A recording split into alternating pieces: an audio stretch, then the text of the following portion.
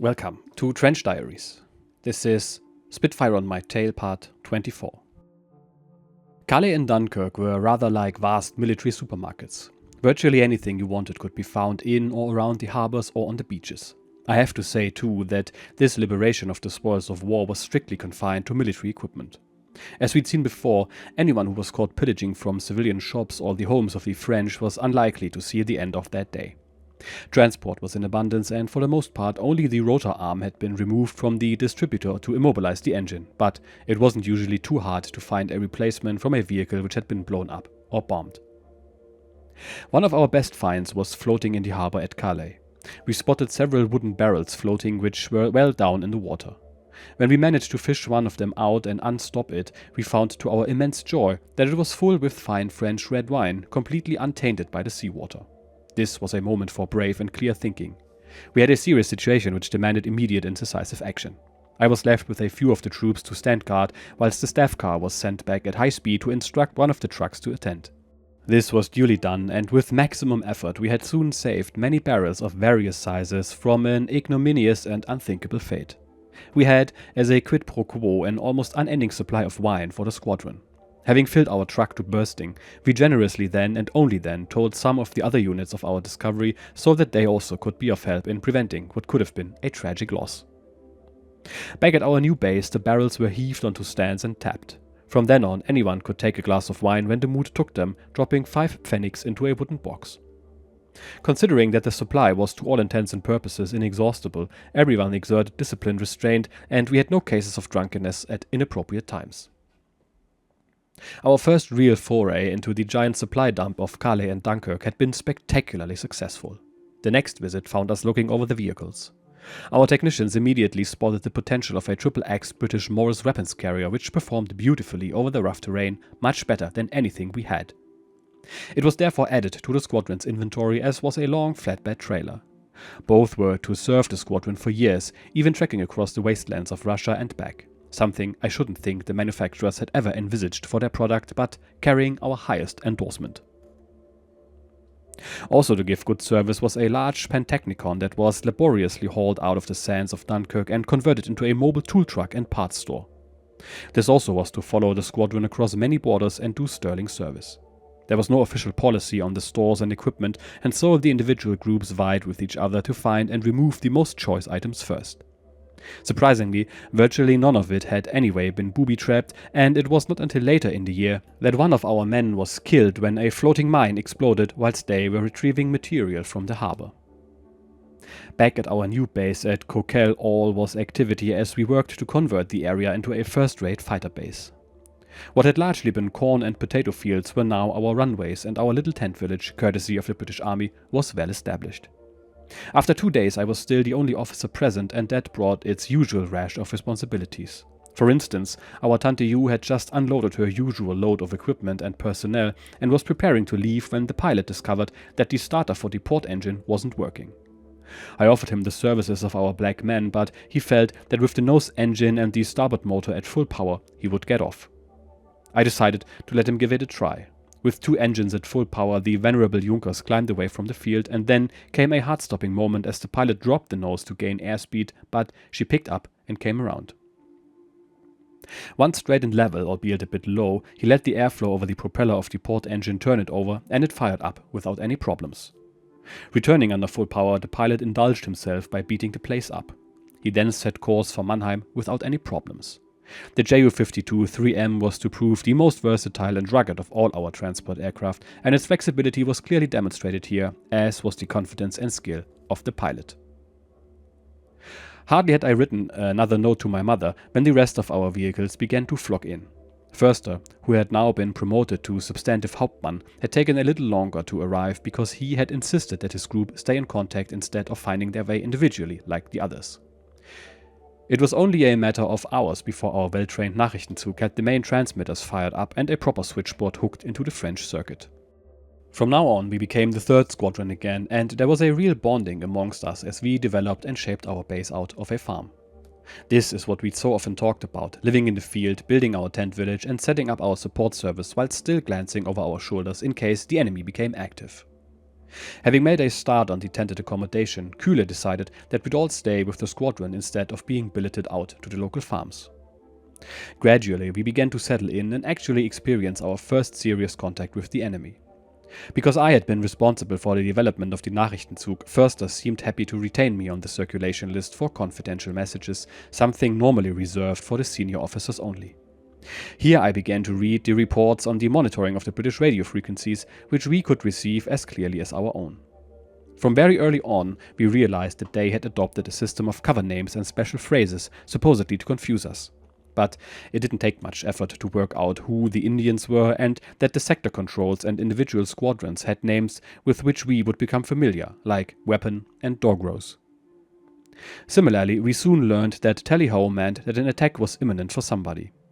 More interesting was to listen to the broadcasts live.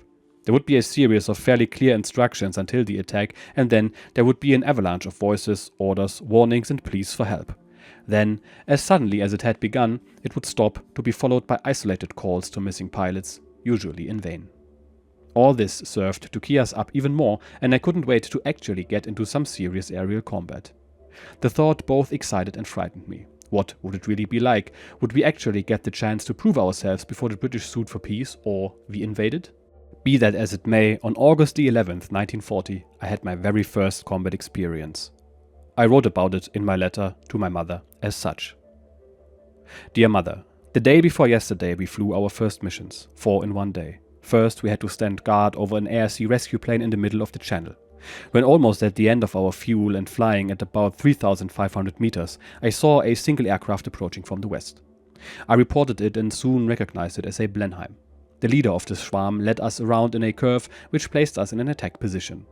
He began to fire and straight away pieces began to fly off the Blenheim, then his Rottenhund took up the attack as the aircraft began to burn. Even so, the rear gunner on the Blenheim continued firing. I followed up the attack until at about 550 kilometers he hit the water.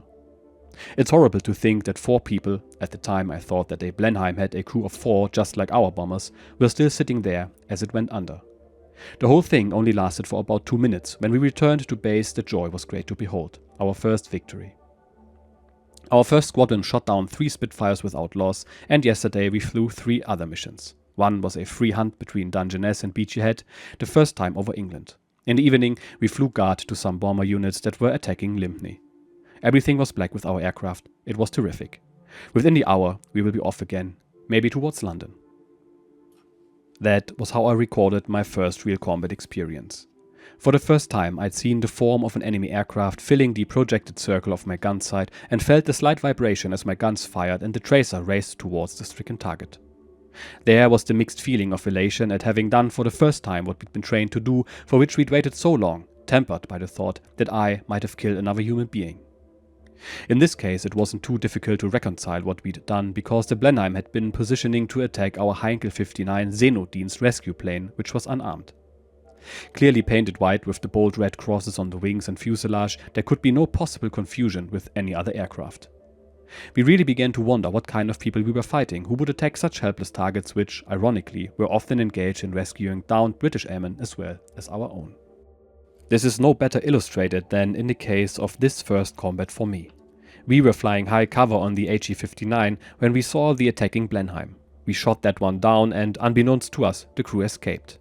A Heinkel tried to pick up these men, it may have actually been the ones which we were originally protecting, when it was attacked by Spitfires. These Spitfires were, in turn, attacked by more of our fighters, with 2 of them being shot down. It was all very confusing and, to us, utterly sickening. To me and the other German pilots, these attacks were viewed as nothing short of murder. 8 gunfighters and fighter bombers tore into these rescue aircraft, which were armed with nothing more lethal than a flare pistol. Even more sickening was when we saw these attacks driven home by multiple passes over a downed or damaged aircraft, ensuring that there were no survivors. Apparently the orders for this criminal behavior had come direct from Churchill, claiming that the Seenotdienst was flying reconnaissance on convoys. That was, in my opinion, a feeble excuse for justifying the killing of pilots and crews who might otherwise have survived to fly again. We didn't need the Heinkel 59s to fly reconnaissance for us. There were ample 109s for that, some already fitted with cameras for that specific purpose. Not only that, but from a normal patrol height over the channel we could see a vast proportion of it without making any special effort. It is a subject which still generates much bitterness in Germany, particularly when we think about the many times when we flew free hunts over Kent and Hampshire and never ever attacked trains or road vehicles, just targeting our efforts on the airfields and military installations. On August 17, 1940, I damaged my aircraft, but it was repaired quickly. On that day, the weather had started very poorly and there seemed to be little hope of flying. Therefore, Kühle, Hinnerkwalle and I had taken ourselves to Calais for the day. We called into a small cafe, had coffee and ordered a large whiskey each. Just as we were served, the weather improved and we had to scuttle back to Coquelle. As I crammed my cap back onto my head, I decided to down my whiskey and also Kühle's and my friend's Waller's. Subsequently, I was a little tipsy when we got back to base. There was an almost immediate Gruppe scramble, which meant that all the squadrons took off from the dispersals over and under each other. Because of this, there was no chance to align the aircraft for a takeoff into the wind, and often, as in this case, we took off with a very brisk crosswind. I gave the Yellow 16 full throttle and her tail came up quickly. Soon I was at takeoff speed and eased the stick back and she began to come off the field. Just then, the crosswind came at full force and Yellow 16 began to sideslip. I tried to correct, but the yaw was too much and I began to slide sideways, snapping the undercarriage leg like a carrot. The prop plowed into the ground, throwing up huge chunks of earth as I slewed to a halt. In seconds, the main switches were off and I was out of the aircraft feeling more than a little stupid. I don't think the accident was totally due to the whiskey, but it hadn't helped. In conditions of that kind, there's no margin for error at all. I suppose I felt guilty about the damage and offered the mechanics a case of champagne if they could fix it quickly. The damage wasn't too bad in the end. The propeller was replaced and there wasn't any damage to the crankshaft, so it was ready for test in 30 hours. They earned their champagne and my thanks. On August 19, 1940, I saw my first real action. I described it in a letter to my mother as such. Today was the first day to the debut of my 16. Initially, we had been positioned to fly cover for returning bombers. But soon after takeoff, we were ordered onto a ground attack on Manston.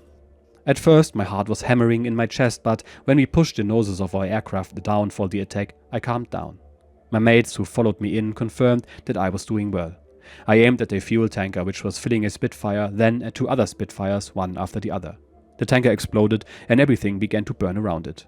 My other 2 Spitfires began to burn on their own.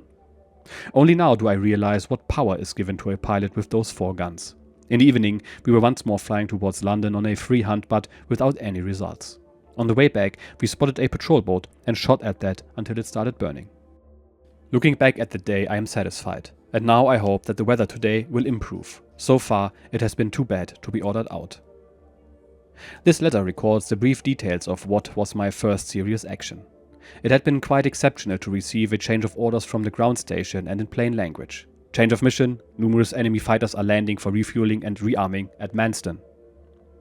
First, I had more or less taken it upon himself to order the change of mission based upon the Nachrichtenzug's careful monitoring of the British fighter frequency. It had become clear that many British fighter units were breaking away from combat to be replenished at Manston. First, I had rightly concluded that a ground attack would catch many enemy fighters on the ground. Setting course across the channel, we had flattened out our Schwärme so that we were all at the same altitude, each Rottenführer with his Rottenhund. Flying practically due south, we roared over the coast just east of Margate and within seconds were approaching Manston over a small group of buildings.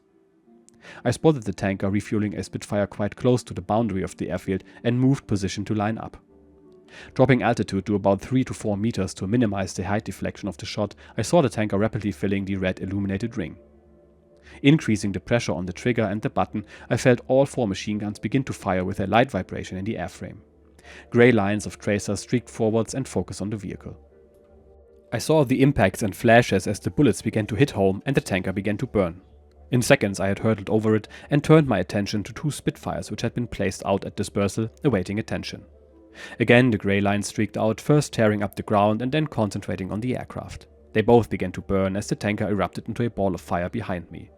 Banking left, we had chopped out of Manston and moments later were crossing the Bay of Manston, which is also called the Padgwell Bay, with its distinctive little river. Again I was assailed by the conflict of feelings. Firstly, I had at last done what I had been trained to do and done it well. It was a victory for me and a victory for Germany. I had set thousands of liters of precious fuel on fire and left 3 Spitfires in ruins. That could save the lives of many of my colleagues. But I had also seen that my attack had cost the life of at least 1 man, and that was, and still is, hard to take. On August 26, 1940, I had another bout of severe action that I wrote about in a letter to my mother. It read, "Yesterday, better luck and misfortune struck. We were suddenly scrambled when Kühle wasn't there, therefore I had to lead a squadron. We were to escort some Stukas to Folkestone. When I was leading the squadron, we were attacked by about 6 Spitfires who dove out of the clouds. I was in the lower Schwarm with 2 others when we heard Feldwebel Große flying the top cover Schwarm, calling up that he'd been attacked and taken hits in the engine and was returning to base. Feldwebel Ziegler went down into the sea. We had been attacking barrage balloons without success and hadn't seen anything of this fight and only got some details when we landed. On the other hand, No. 2 Squadron shot down 4 Spitfires with only 1 loss. In the afternoon, we had a free hunt in the area of the Thames estuary and the No. 2 Squadron was attacked out of the sun by some hurricanes. In a dramatically short time, 3 of the 109s were diving down trailing smoke. I saw this clearly, and when the enemy came diving through, I managed to push one to the side to get it away from the chief's tail, getting a few shots from behind. Then my Rottenhund Karl Rüttger took it up, firing with cannons. Kühle got another one in front of his guns. Then we beat it, satisfied with 2 more victories. But there is no reason to be glad when some of our people are missing. Mother, during these last days I am frequently thinking of you at home, how you must be continuously waiting for news and how easy it might happen that I would come to stay over there. Sometimes I wish, and don't get upset at this, that I had nobody who would grieve for me or who would have to bear the pain of hours and days of waiting for news. I am writing to you to ask that you never do that. You shouldn't believe that we are wanton and careless in our flying. If we were, we wouldn't last long.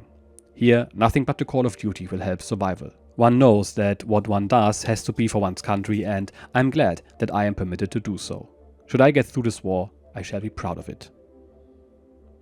Later, when thinking over what I had written, I began to reduce the number of letters that I wrote to Gretel. I was a serious enough young man to realize that my position was too vulnerable to tie anyone's destiny to mine. I think that this had all been motivated by the loss of Feldwebel Ziegler and witnessing the losses of our 2nd Squadron. The realities of war were really beginning to make themselves felt. During these early days at the Channel coast, as the summer evenings drew out, we began to have debates. After supper, which was usually eaten in and around our tents in complete informality, we would sit about and talk. All of the pilots, NCOs and officers would gather, and lively discussions would usually ensue. These were generally toned by the events of the day. Losses would quieten us down and bring a mood of introspection, whereas success would bring with it a surplus of energy and excitement. It was here that I would come into a head-to-head conflict with Kühle, who, to his credit, allowed a free and frank exchange of views without too many restrictions of protocol. I would challenge Kühle on what I saw as our stupid tactics. Is it not true, I would argue, that our goal is to eliminate the British fighter force by all means? And to achieve this, shouldn't we give freedom of action to each individual pilot to pursue the enemy at every opportunity? To follow them when necessary back to their bases and to destroy them on the ground? Why not? I would continue, leave it to the individual pilots to assess their situation regarding fuel, ammo and tactical position at the time of contact with the enemy, instead of the squadron disengaging and regrouping as a whole after a brief action? This, of course, was quite typical of my character. If a job needed doing, then why not get on with it and get it done? Hadn't the attack on Manston been a graphic demonstration of what could be done by shaping tactics to suit an evolving situation and letting individuals act in die freie Jagd, which is a free hunt, rather than trying to apply some hard and fast rules to every situation? I was aware that there would be costs involved in such tactics, but then, if it shortened the battle, there would be a saving in lives and machines. I predicted that if we were to continue as we were, the losses would end up being higher because, slowly but surely, we were losing our pilots in a long, drawn-out battle of attrition. If our leaders were to be believed, what we were doing was a preparation for the invasion of England, and therefore that too must add weight to the argument of the Hawks. All that was being achieved with the present tactics was that the personal scores of the leaders of formations were being increased at the expense of those who were protecting them at the rear.